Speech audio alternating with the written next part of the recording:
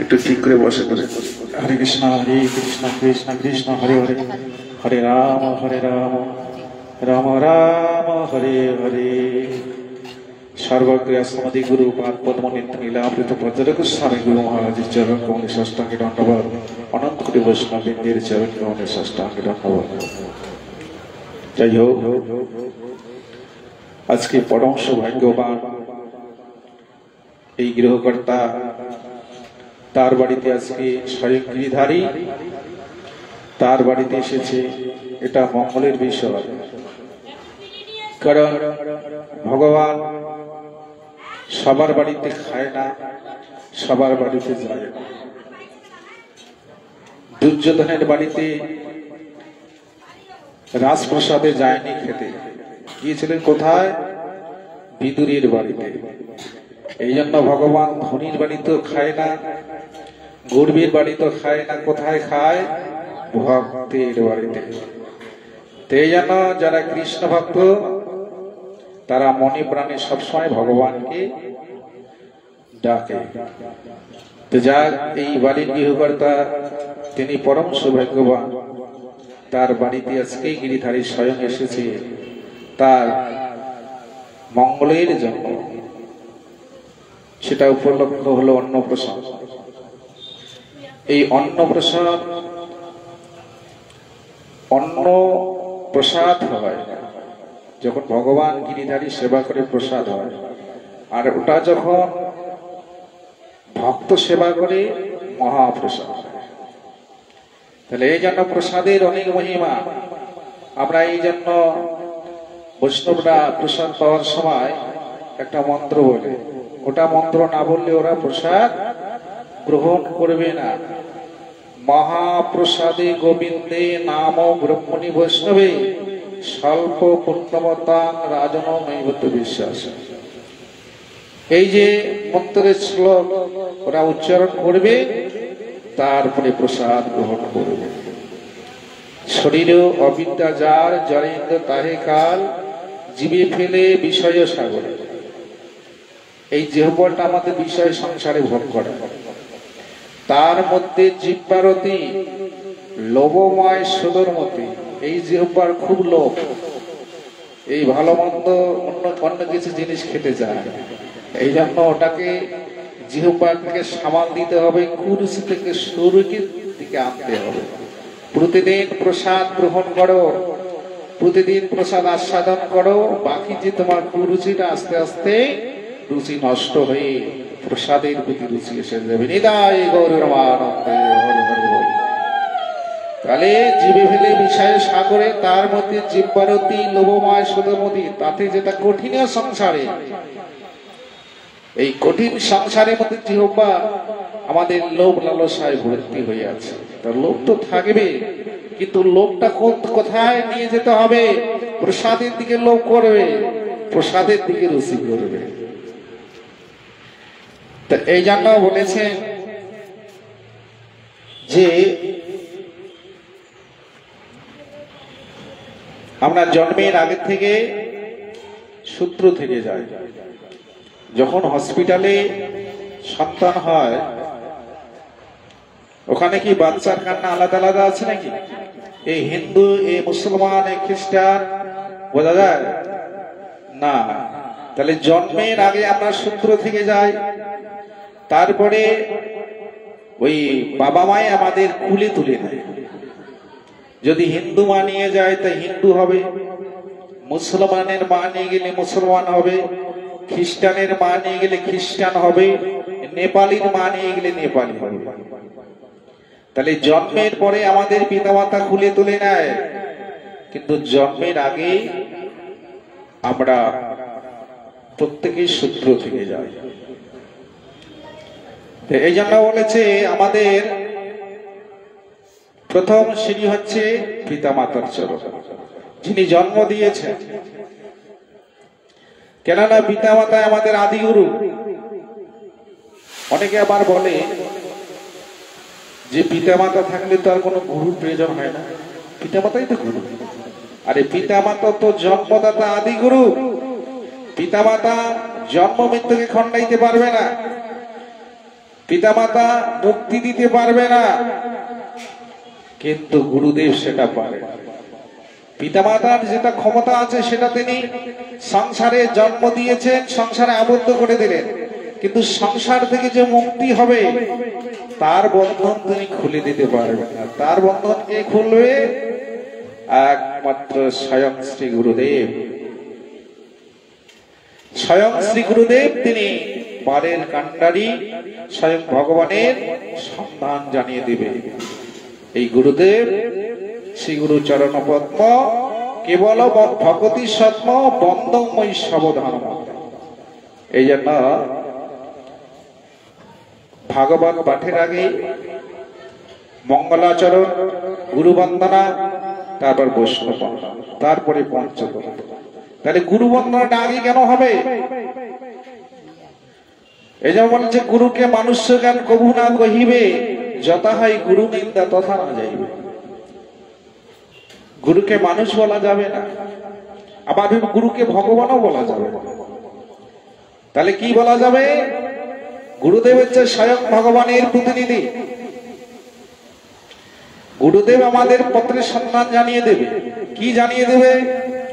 আত্মচিতি চেতনা শক্তি জানিয়ে দেবে। অনেকে আমরা প্রত্যেকে এই সংসারে এসে চেতনা শক্তিকে হারিয়ে ফেলেছি।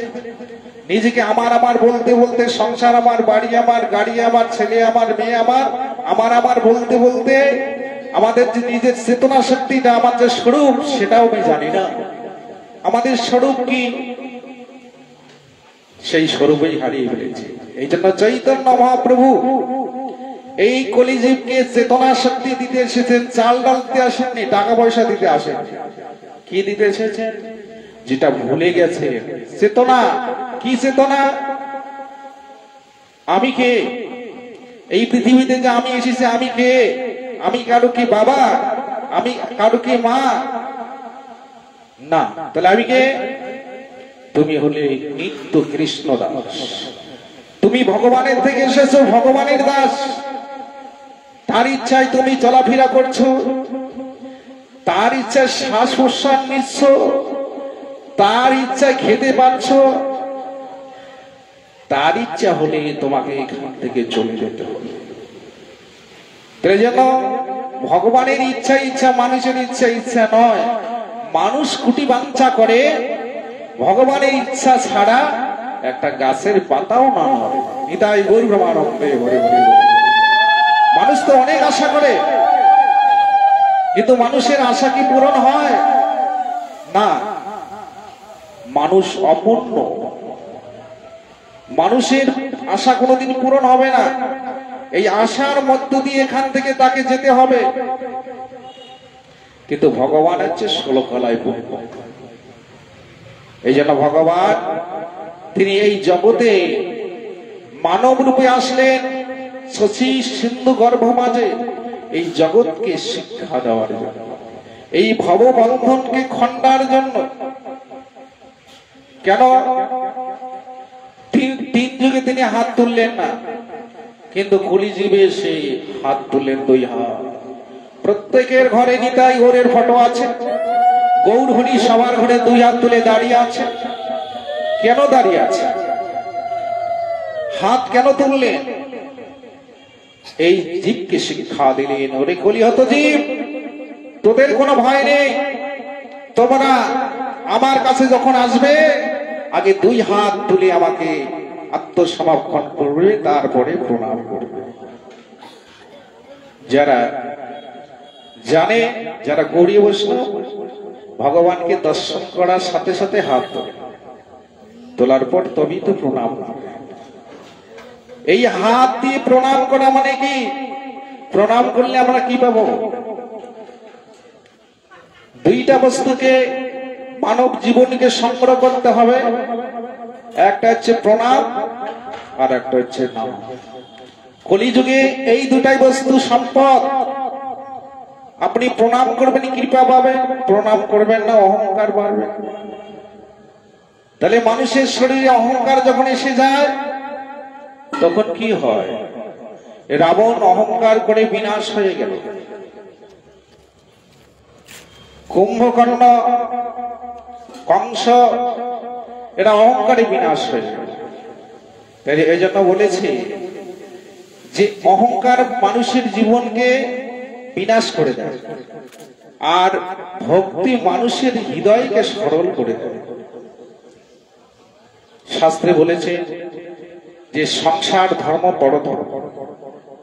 এই সংসার যারা করছে এটা বড় ধর্ম। কেন বলেছে?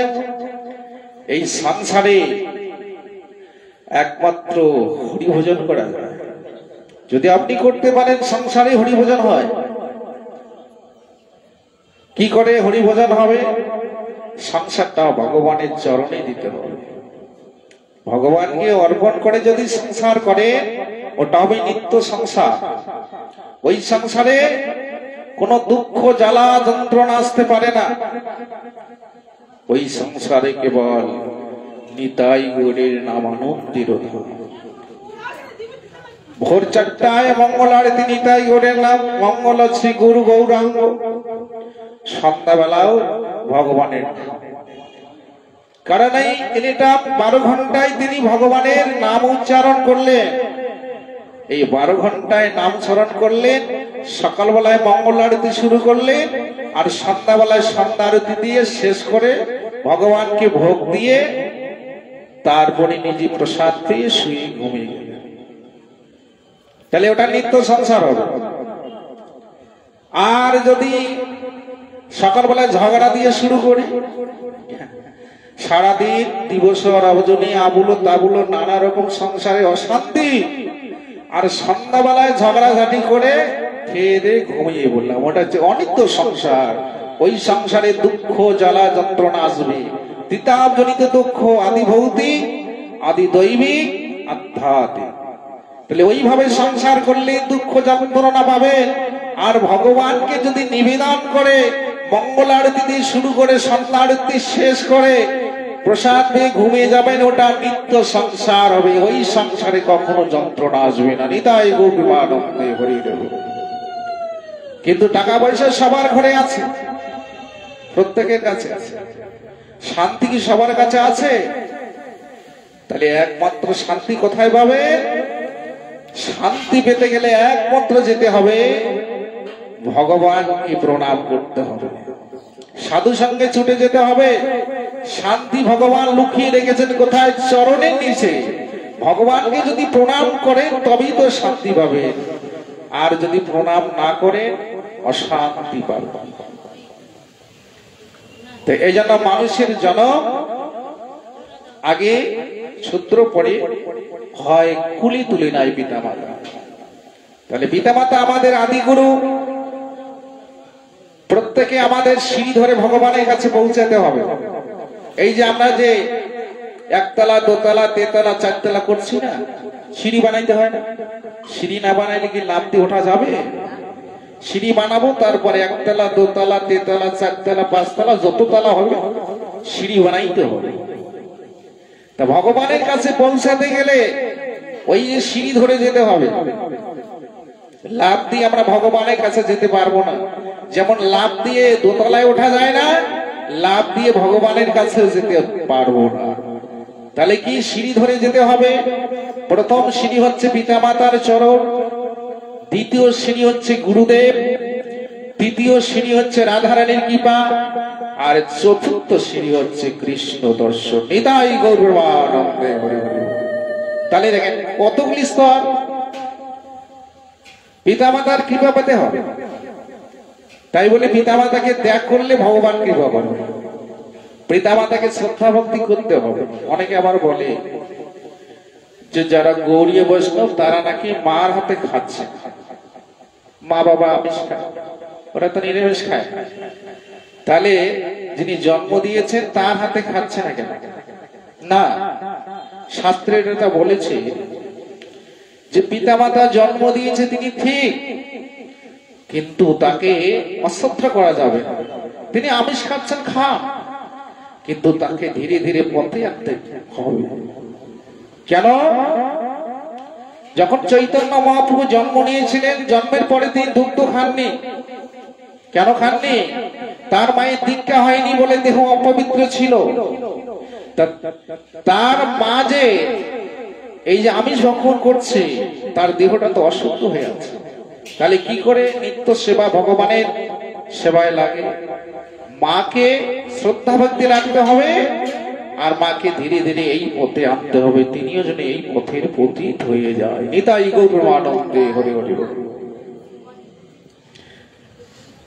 আজকে শুভ দিন, আজকে দিনটা খুব ভালো দিন। কালকে নিত্যানন্দের আবির্ভাব তিথি হয়েছিলেন, আবির্ভাব। আর আজকে কিন্তু পারণ, আজকে মহোৎসব। আজকের দিনটা ভালো, জায়গায় জায়গায় আমাদের এদিকে হচ্ছে, আজকে উৎসব হচ্ছে। নিত্যানন্দ ত্রয়োদশী হয়েছে। তো এই নিত্যানন্দ ত্রয়োদশী যারা যারা যাজন করছে, পালন করছে, তারা নিত্যানন্দের কৃপা পাবে। নিত্যানন্দের কৃপা পেতে গেলে তাকে স্মরণ করতে হবে, তার কে আহ্বান করতে হবে এবং তার আবির্ভাব তিথি পালন করতে হবে। নিতাই গৌরের নাম আনন্দের নাম। এই নিতাই গৌরের মধ্যে যে আনন্দ শক্তি আছে, এটা যত উচ্চারণ করবো তত আমরা আনন্দ পাব। যেই জন নাহি লয় তারে জমলায় ধরে লইয়ে যায়, কোথায় ডুবায়? নরকে ডুবায়। তুলসীর হার যে না পড়ে ছাড়, জমালয়ে বাসদার। ও যদি সারা জীবনে ভগবানকে ডাকে, যদি তুলসীর হার না পড়ে, শাস্ত্রে বর্ণিত নির্দেশ দিলে তাকে যমরাজ থেকে ধরে নিয়ে যাবে। কেন? অনেকে আবার বলে তুলসী মিথ্যা কথা বলেছে, আবার আমি ওইটা পড়ে আমিও মিথ্যাবাদী হব নাকি? না, তুলসী তো মিথ্যা কথা বলেছে, তার তো তিনি শাস্তিও পেয়েছেন। তুলসী যে মিথ্যা কথা বলেছে তার শাস্তি তিনি পেয়েছেন, কিন্তু পরক্ষণে তিনি ভগবান আবার যে অঙ্গীকার করলেন, কি করেছিলেন? তুলসী যখন কেঁদেছিলেন, যখন সীতামা অভিশাপ দিয়েছিল, তুলসী তুই নারী হয়ে আজকে আমার মিথ্যা কথা বলতে পারলি, তোকে আমি অভিশাপ দিলাম, যাও, তোমার পাতা যে আগে ছিল বড় বড়, এখন বড় হবে না, ছোট ছোট কচি পাতা হবে, তুমি যেখানে সেখানে হবে, আর তোমার গায়ে কুকুরে পেচ্ছাপ করবে। দেখবেন এখনো কুকুর পেচ্ছাপ করে না? কুকুরটা দেখলে, তুলসী দেখলে কিন্তু ওখানে পেচ্ছাপ করবে। তাহলে অনেকে বলে কুকুরে পেচ্ছাপ করে অপবিত্র, সেটা আমরা মালা গলায় দেবো কেন? ভগবান যে বড়ভক্তিতে বলেছিলেন, তুলসী তুমি চিন্তা করো না, তোমার গতি আমি করব। কিন্তু এই যুগে নয়, কলি যুগে আগত আমি হব চৈতন্য অবতার। তোমার নামের, তোমার মহিমা করব আমি প্রচার। তোমার কাষ্ঠের মালা গলায় ধারণ করে এবং জগৎকে আমি শিক্ষা দিব, তুলসীর হার যে না পড়ে ছাড়, জমালয়ে বাসদা। চৈতন্য মহাপ্রভুটা শিক্ষা দিয়েছে এবং নিজেও ধারণ করেছে। এই জন্য বললেন, নিজে আশ্রী ধর্ম জীবীরই শিখায়, নিজে আচরণ না করলে শিখানো না যায়। তিনি নিজেই গলা ধারণ করে আজকে জগৎকে শিক্ষা দিলেন। আর বলেছিলেন, তোমার পাতা ছাড়া আমার সেবা হবে না। আমি যেখানে থাকবো তুমি সেখানে থাকবে। তোমার পাতা যতক্ষণ আমার প্রসাদে পড়বে না, ততক্ষণ প্রসাদ হবে। তুলসী পাতা না পড়লে কি প্রসাদ হবে? পাতা দিতে হবে। তাই জন্য তুলসীর এত মহিমা। তুলসী সেবন, নম নম তুলসী কৃষ্ণ প্রিয়সী। ভগবানের প্রিয় হচ্ছে তুলসী।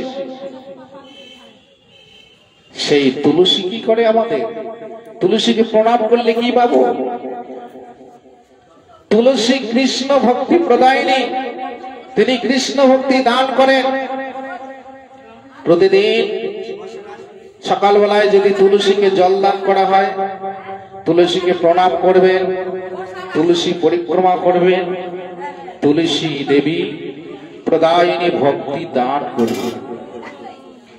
তো এই জন্য এই ভাগবত হরিকথা শ্রবণ করতে গেলে ভাগবত আশ্রয়ে তুলসী প্রয়োজন হয়। গিরিধারীর সেবা দেবে, ওখানে তুলসী লাগবে, তুলসীর বৃক্ষও লাগবে এবং পুনরায় পাতাও লাগবে, ওটা ছাড়া হবে। এই জন্য তুলসীর এত মহিমা। বৈষ্ণব সেবন না করে যে জন কি হবে তার গতি? যারা এই ধরাধামে এসে সাধুগুরু বৈষ্ণবকে সেবা দেয় না, সাধুগুরু বৈষ্ণবকে প্রণাম করে না, তার গতি কি হবে? পরবর্তীকালে মানুষ নাও হতে পারে। মানব জন্মটা দুর্লভ শ্রেষ্ঠ।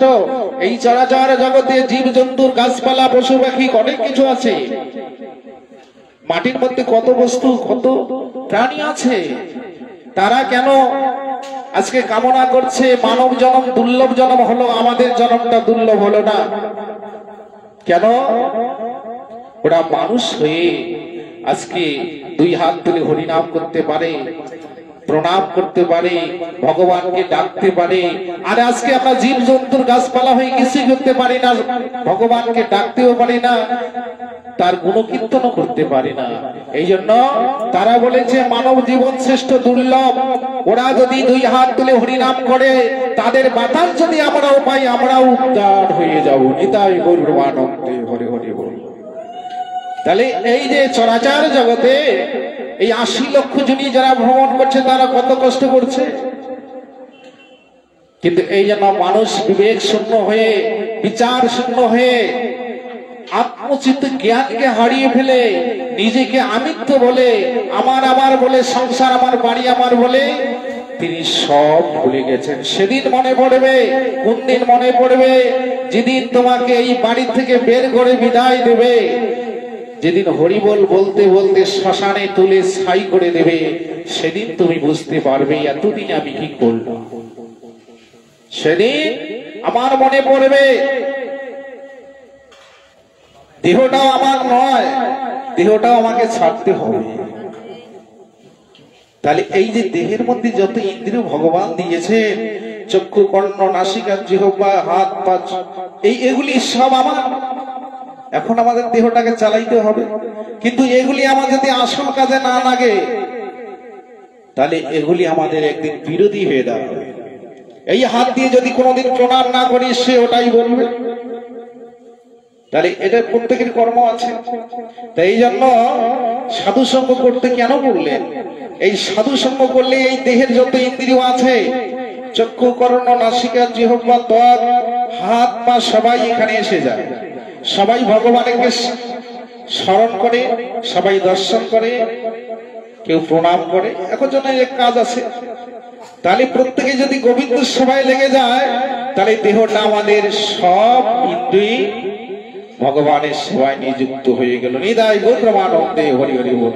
তাই এই যে দেহের মধ্যে ৬ জনের পশু আছে, কাম, ক্রোধ, লোভ, মোহ, মদ, মাৎসর্য। এই ৬টা পশুর মধ্যে ৩টা পশু হচ্ছে ভয়ঙ্কর। প্রথম হচ্ছে কাম। যে কামে জগৎ সৃষ্টি, এই কাম আর ক্রোধ আর লোভ, এই ৩টাকে ভগবান শ্রীকৃষ্ণ অর্জুনকে বলেছেন, হে অর্জুন, তুমি জেনে রাখো, এই ৬টা ইন্দ্রিয়ের মধ্যে ৩টা ইন্দ্রিয়ের প্রবল বেগ, কাম, ক্রোধ আর লোভ। এই ৩টাই মানুষের জীবনকে নষ্ট করে দেয়। এই ৩টাই মানুষের জীবনকে শেষ করে দেয়। প্রথমটা হচ্ছে কাম, দ্বিতীয়টা হচ্ছে ক্রোধ। ক্রোধের জন্য মানুষ মারামারি করে, হসপিটালে ভর্তি হয়ে যায়। ক্রোধে হয় না। একদিন ওই জন্য যখন সীতামা হনুমানকে ত্রেতা যুগে একটা মতির হার দিয়েছিল হনুমানকে, যে হনুমান তোমাকে দান করলাম। হনুমান কি করেছে? ওই হারটা দাঁত দিয়ে কাটিগুলি চিবিয়ে চিবিয়ে কেটে কেটে ফেলে দিচ্ছে। এত হাজার হাজার ভক্তের সামনে এবার লক্ষণ বলছে, হনুমান, তুমি এটা কি করছো? তুমি পশু, কারণ তোমার পশুত্ব ভাব এখনো যায়নি। আচ্ছা, তুমি এই মালাটাকে নষ্ট করছো কেন? এই হারটা কে দিয়েছে জানো? স্বয়ং সীতামা। যে সীতামা ওই খাইতে হনুমান, যাইতে হনুমান, উঠতে হনুমান, বসতে হনুমান, সবসময় তোমার কথাই বলে, আর তাকে তুমি অপমান করছো। এতগুলি হাজার হাজার মানুষের সামনে তুমি মালাটাকে কেটে কেটে নষ্ট করে দিচ্ছ। তখন হনুমান প্রশ্নের উত্তর দিলেন। কি উত্তর দিয়েছিলেন? যে লক্ষণ সেটা তো ঠিক আছে, কিন্তু এই হাড়টা কি পড়েছিল? সীতামা। তাহলে সীতামা যদি আমাকে হাড়টা দিল, সীতামা কাকে ভালোবাসে? রামকে। তাহলে আমি ভাবছি নিশ্চয় হাড়ের ভিতরে রাম আছে, এই জন্য আমি কেটে কেটে দেখছি। কিন্তু দেখলাম প্রত্যেকটা কাঠি কেটে কেটে দেখলাম কোন কাঠির মধ্যে রাম নেই। তো যে হাড়ের মধ্যে রাম নেই, সেই হাড়ের কোনো আমার কাছে দাম নেই। নিতাই গৌর আনন্দে হরে হরে বল। কারণ ও মা পড়ুক আর বাবা পড়ুক, ওটা আমি দেখবো না। এবার লক্ষণ ক্রোধান্বিত হয়ে বললেন, হনুমান তুই এই কথাটা বলতে পারলি যে হাড়ের মধ্যে রাম নেই, সেই হাড়ের দাম নেই। আচ্ছা, তুমি যে এই দেহটাকে ধারণ করে রেখেছো, তোমার এই দেহটার মধ্যে কি রাম আছে? দেখাতে পারবে? দেখুন, যিনি মুনি ঋষি যোগী, যারা যেটা করতে পারে না, দেবতা করতে পারে না, আজকে একজন পশু হয়ে সেটা করে দিলেন। যখনই লক্ষণ বলেছিলেন, হনুমান তুমি যে এই কথাটা বললি তার প্রমাণ দেখাতে পারবি? তুমি যে দেহটাকে ধারণ করে রেখেছ, এই দেহটার ভিতরে রামকে দেখাতে পারবি? তখন হনুমান হাত জোর করে বলেছিলেন, লক্ষণ এই যে মানুষের বিশ্বাস, এটাই হলো বিশ্বাস। হনুমান বুঝতে পেরেছেন আমার ভিতরে রাম আছে, এটা তার বিশ্বাস। তখন হাত জোর করে বলেছিলেন, লক্ষণ তুমিও কথা বলবে না, কারণ হৃদয়ে মাঝে আমি শুধু রাম সীতাকে নয়, তুমিও আছো। তাহলে তুমি প্রমাণ করাও, তুমি আমাকে দেখিয়ে দাও। এই কথা বলা মাত্রই হনুমান নয়ন জল ছেড়ে দিয়ে জয় শ্রীরাম বলতে বলতে দুই হাতের নখ দিয়ে বুককে ছেড়িয়ে রাম লক্ষণ সীতাকে বুকের মধ্যে দেখিয়ে দিলেন। হাজার হাজার লক্ষ মানুষ দর্শন করলেন। এটাই গোপবানন্দে হরে হরে। এটা হলো আমাদের বিশ্বাস। বিশ্বাসে মিলায় বস্তু, তর্কে বহুদূর। যেখানে ভগবানের কথা নিয়ে তর্ক হয়, আলোচনা, সে জায়গায় ভগবান যায়। ভগবান কোথায় থাকে? যে ভক্তিতে আমাকে ডাকে সেখানে আমি যাই, আর যেখানে তর্কে হয় সেখানে আমি যাই। ভক্তি ভাবে যে আমাকে ডাকতে পারে, যে কোনো কুলে জন্ম হোক না কেন, কেবল ভগবতী মূল। তাহলে ভক্তিটাই আমাদের শ্রেষ্ঠ বস্তু। ভাগবত আশ্রমে আসলে ভক্তি করতে হবে, গিরিধারী দর্শন করলে ভক্তি করতে হবে, গুরু দর্শন করলে ভক্তি করতে হবে। তাহলে প্রথম আমাদের ভক্তি। আর যদি ভক্তি না করি তাহলে কি হবে? ভক্তি শূন্য হয়ে যাবে। আর ভক্তি শূন্য হলে অহংকার দিনে দিনে বাড়তেই থাকবে। অহংকারে মত্ত হইয়া নিতাই পদপাশরিয়া অসত্যরে সত্য করে মানে। যখন মানুষের ভিতরে অহংকার এসে যায়, তখন ভগবানের চরণ ভুলে যায়। ভগবান বলতে এই জগতে কিছু আছে? মানুষ অন্যায় অত্যাচার করছে, কই ভগবান তো দেখাচ্ছে না পর না। যথা ধর্ম তথা জয়, এটা শাস্ত্রে বলেছে। যেখানে ধর্ম আছে জয় অবশ্যই হয়। তাহলে তিনি যে অন্যায় করছেন, কই ভগবান তো ফল দেখাচ্ছে না। তোমাকে একটু ধৈর্য ধরতে হবে। ধৈর্য কি? তিনি যেটা কর্ম করছেন, পাপের কর্ম করছেন, যতক্ষণ পর্যন্ত পূর্ণ হয়নি ততক্ষণ পর্যন্ত কাজ শুরু হবে না। শিশুপাল 4 হাত দিয়ে জন্ম নিয়েছিল, 4 হাত। শিশুপালের মা দেখছে এরকম সন্তান তো আমি কোনোদিন দেখিনি, 4 হাত। তিনি অনেক পণ্ডিত মুনি ঋষিকে গণককে ডাকলেন, আমার ছেলের 4 হাত কি করে হলো? সন্তানের 4 হাত তো আমি কোনোদিন দেখিনি।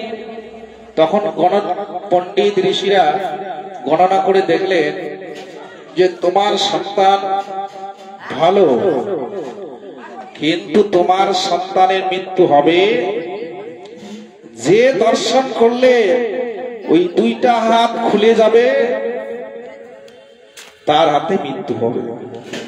আর শিশুপালের মা তো চালাক, তিনি সবাইকে নিমন্ত্রণ করেছেন, কিন্তু দর্শন সবাই করেছে, কিন্তু দেখেও হাত খুলল না। শিশুপালের মা চিন্তা করলেন, তাহলে আমার ছেলে মহাবীর হবে, হাত যদি খুলল না। তবে আর একটা পরীক্ষা বাকি আছে, একজন আসেনি, তিনি হচ্ছেন স্বয়ং কৃষ্ণ। ইনি আসলে আমার পরীক্ষাটা সম্পূর্ণ হয়ে যাবে। তাই কি করলেন, শিশুপালের মা কৃষ্ণের কাছে গেলেন। কৃষ্ণ, কৃষ্ণ, আচ্ছা আমার ছেলেকে সবাই দেখলো, তুমি গেলে না কেন? আর কৃষ্ণ তো জানে আমি দেখলে ওর হাত খুলবে। বলছে, পিসিমা আমি শুনেছি তোমার ছেলে হয়েছে, যাক আমি এখান থেকে আশীর্বাদ করছি। না, তুই আমার বাড়িতে যাবি, আমার ছেলেকে দেখবি, কোলে নিবি, আমি এটা অনেক আশা করেছিলাম, তোমাকে যেতেই হবে। কৃষ্ণ বলছে, পিসিমা কোনো দরকার নেই, কি আছে, আমি এখান থেকে শুনেছি এটাই ভালো, এটাই মঙ্গল হয়েছে। ভগবান কারো অমঙ্গল চায় না, চাই কি যাতে মঙ্গল হোক। তা আমি দেখলে তো তার অমঙ্গল হয়ে যাবে। শিশুপালের মা জোর করে কৃষ্ণকে নিয়ে গেলেন বাড়িতে। এবার দেখেন ভগবান ঘরে ঢুকছে না, ঘরে ঢুকছে না, তিনি আঙ্গিনায় দাঁড়িয়ে আছেন। এবার শিশুপালের মা বলছে, কৃষ্ণ আচ্ছা তুমি এই আঙ্গিনার মধ্যে দাঁড়িয়ে আছো, তুমি আমার সন্তানকে একবার দেখো। বলছে, পিসিমা কি আছে, আরে আঙ্গিনে থাকলে হয়ে যাবে, আমি তোমার অমঙ্গল চাই না। এবার যখন জোর করে কৃষ্ণকে ঘরে ঢুকে দিলেন, ওই দর্শন করার সাথে সাথে দুইটা হাত খুলে গেল। সঙ্গে সঙ্গে শিশুপালের মা হাত জোর করে কৃষ্ণকে বলছে, কৃষ্ণ রে, আমার সন্তানের মৃত্যুদাতা তুমি, তোমার হাতে আমার সন্তানের মৃত্যু হবে। আমাকে পণ্ডিত মুনি ঋষিরা বলে দিয়েছেন, যাকে দর্শন করলে তোমার সন্তানের হাত খুলে যাবে তার হাতে মৃত্যু হবে। আমার সন্তানের মৃত্যুদাতা তুমি। শিশুপালের মা কাঁদছে কৃষ্ণের চরণ ধরে। ভগবান বললেন, পিসিমা তুমি কেঁদো না, তুমি কেঁদো না। সন্তান যতই খারাপ হোক, মা কোনোদিন খারাপ বলে না। তা তোমার যে ছেলে হয়েছে, এই অনেক অন্যায় করবে, অনেক অত্যাচার করবে, কিন্তু আমি একটা কথা বললাম, 108টা অপরাধ যতদিন পূরণ হবে না ততদিন আমি তাকে বধ করব না। যতদিন অপরাধ পূরণ হবে না ততদিন বধ করব না। আর যদি গুনে গুনে 101টা অপরাধ পূরণ হয় সেদিনই আমি তাকে বধ করব, তার আগে। তাই শিশুপাল দিনে দিনে বড় হতে লাগলেন, অত্যাচার শুরু হয়ে গেল। দেবতাদের অত্যাচার করছে, নানা রকম অশান্তি করছে, স্বর্গরাজ্য দখল করতে চাচ্ছে। এবার দেবতারা ভগবানের কাছে গেলেন, বিষ্ণুর কাছে গিয়ে বলছে, প্রভু এই শিশুপালের অত্যাচারে আর থাকতে পারি না, তুমি একটা ব্যবস্থা করো। ভগবান বলছে, একটু ধৈর্য ধরো, কারণ ওর অপরাধগুলি এখন শেষ হয়নি, যেদিন শেষ হবে আমি সেদিন নিশ্চয় ধরব অস্ত্র।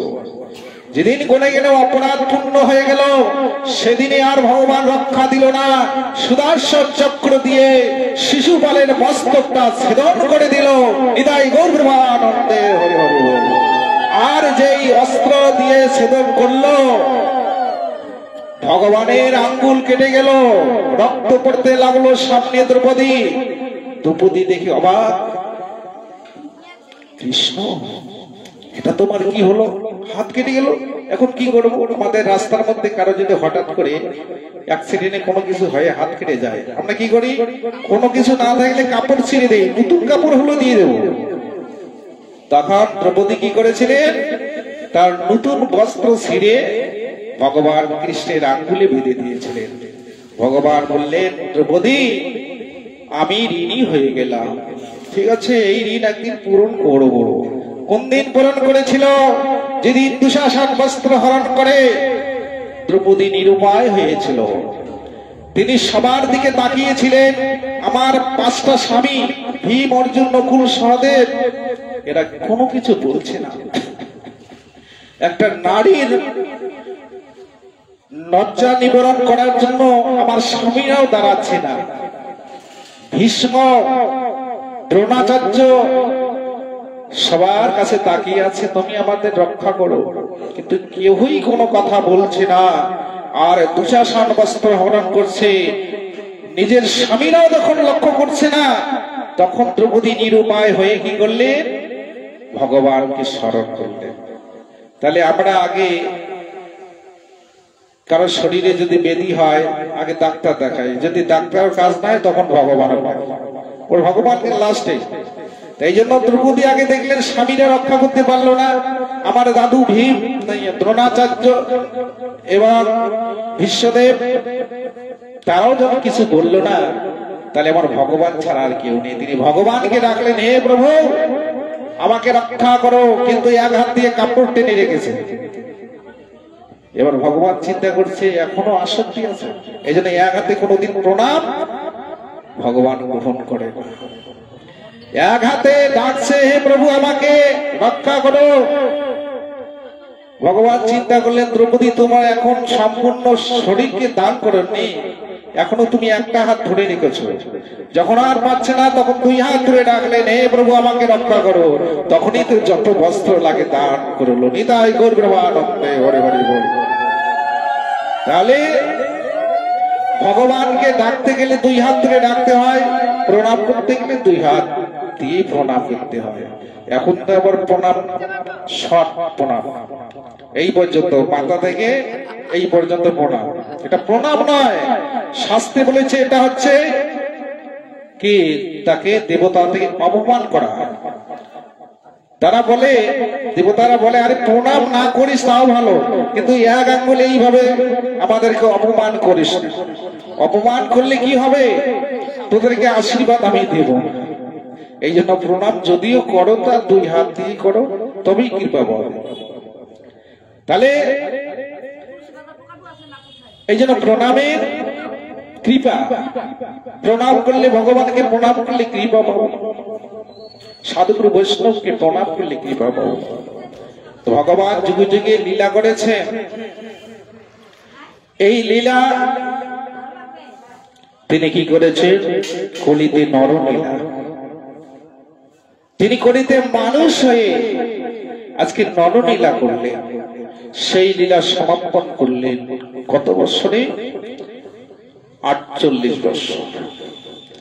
24 বছরে তিনি সন্ন্যাস গ্রহণ করেছেন, আর 48 বছর বয়সে তিনি এই লীলা তিনি সমাপন করলেন।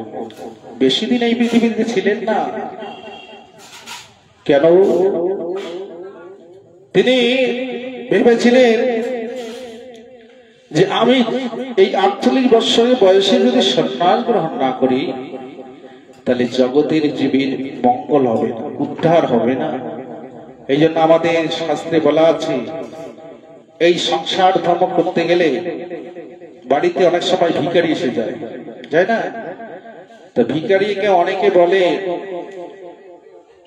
যে তুমি কাজ কামাই করে খেতে পারো না, ভিক্ষা করে খাও, যাও, আমাদের বাড়িতে ভিক্ষা নাই, ফিরিয়ে দেবে না। শাস্ত্রে বললেন, যদি ভিখারি যদি বাড়ির থেকে ফিরে যায়, তোমার বাড়ির পূর্ণ নিয়মে চলে যাবে, 2-1 টাকা হাতে দিবেন, নিয়ে যাবে। আর যদি সাধুগুরু বৈষ্ণব পান, তা বেশি করে দেবেন, আর পূর্ণ বেশি সঞ্চয় হবে। সাধুগুরু বৈষ্ণবের কাছে যদি দেয়, ওটা কি করবে? ওটা নিয়ে তাস খেলবে না, ওটা নিয়ে মদ খাবে না, ওটা কি করবে? ওটা নিয়ে গিয়ে ভগবানের সেবায় নিযুক্ত করবে। রান্না করে তুলসী পাতা জড়িয়ে দিয়ে ভগবানকে নিবেদন করে 2 হাত জোর করে বলবে, হে প্রভু, এই যে আমি ভোগ লাগালাম এটা আমার নয়, যিনি দিয়েছেন তাকে তুমি কৃপা করো প্রভু, তিনি যেন মৃত্যুর সময় তোমার নাম স্মরণ করতে করতে দেহ ত্যাগ করতে পারে। নিতাই গৌর প্রেমানন্দে হরি হরি বল। এই জন্য আমাদের পরম গুরুদেব বামন গোস্বামী মহারাজ নবদ্বীপে ওই কালেকশন করতে যেত, কয়েকজন প্রভুকে পাঠিয়ে দিয়েছিল 4 তলা বাড়ি। তো ওই বাড়িতে গিয়েছে, গিয়ে বলছে, মা বাড়িতে আছেন? ওই বুড়িমা বেরিয়েছে, বলছে হ্যাঁ আছি। তো তোমার কোথা থেকে এসেছেন? আমরা তো মঠ থেকে এসেছি, গৌরীয় মঠ থেকে। তো কিসের জন্য এসেছেন? যে আমরা একটু কালেকশনে এসেছি, একটু সেবায় যা দেবেন। তখন বলছে, না আমরা তো দেই না। যান, আপনারা এইভাবে মঠ মন্দির তৈরি করেন, আপনারা ভোগের বস্তু গ্রহণ করেন। এই যে আমরা 3 তলা করছি কত কষ্ট করে, এবং টাকা পয়সা আমরা রোজগার করি আর তোমার জন্য? যান এখান থেকে, আমরা দেই না। সাধু প্রৌঢ়ার মন খারাপ হয়ে গেল। ঠিক আছে, অন্য বাড়িতে যায়। কালেকশন করে চলে গিয়েছে, গিয়ে গুরু মহারাজকে বলছে, বামন গোস্বামী মহারাজকে, মহারাজ আজকে সব বাড়িতে ঘুরলাম, কেউ এই কথা বলেনি, কিন্তু 4 তলা বাড়ি ওখানকার বুড়িমা এমন কটু কথা বলেছে, আমাদের খুব আঘাত লেগেছে। তো ভিক্ষা কি দিয়েছে? বলছে না, দেয়নি। ঠিক আছে, তাহলে আমাকেই যেতে হবে, আমি না গেলে ভিক্ষা দেবে না। এবার পরের দিন ওই প্রভু 2 জন আর আমাদের বামন গোস্বামী মহারাজ, ওই 3 জন এসেছে যে বাড়িতে বুড়িমা ভিক্ষা দেয়নি তার বাড়িতে। এসে আবার এসে, হরে কৃষ্ণ, রাধে রাধে, মা বাড়িতে আছে? ওই বুড়িমা বেশি বেরিয়েছে। ওই বুড়িমা ঘর মেপতেছিল, নেপা দিয়ে ঘর নেপতেছিল। এমন সময় হাতে নেপা নিয়ে বলছে, কে? বলছে, বুড়িমা আমরা এই যে মঠ থেকে এসেছি কিন্তু কালেকশনের জন্য। কালেকশনের জন্য? আরে কাল দিয়ে বললে আমরা দেই না, আজকে আবার আছে না লেলেছিল, তোমাদের মান সম্মান নেই। এই বলে বুড়িমা রাগ হয়ে হাতে যে নেপাটা ছিল দিয়েছে ঢের। হ্যাঁ, যেই ঢের দিয়েছে ওই প্রভুদের গায়ে লেগে গেছে। এবার বামন গোস্বামী মহারাজ পরম গুরুদেব বলছে, এটা নিয়ে নাও, ভিক্ষা হয়ে গেছে, চলো। এবার ওটা নিয়ে গিয়ে বলছে, এটাকে ভালো করে পরিষ্কার করো, ভালো করে পরিষ্কার করে এটা প্রদীপ তৈরি করো। ওই প্রদীপ তৈরি করে প্রতিদিন ভগবানের আরতি করে। এই কয়েকদিন আরতি করতে করতে ওই বুড়ির এবং বাড়ির পরিবারের যত লোক সবাই কৃষ্ণ প্রেমে বিভোর হয়ে গেছে। তারা সাধুগুরু বৈষ্ণবকে দেখলে প্রণাম করে, আমরা কি অন্যায় করেছি।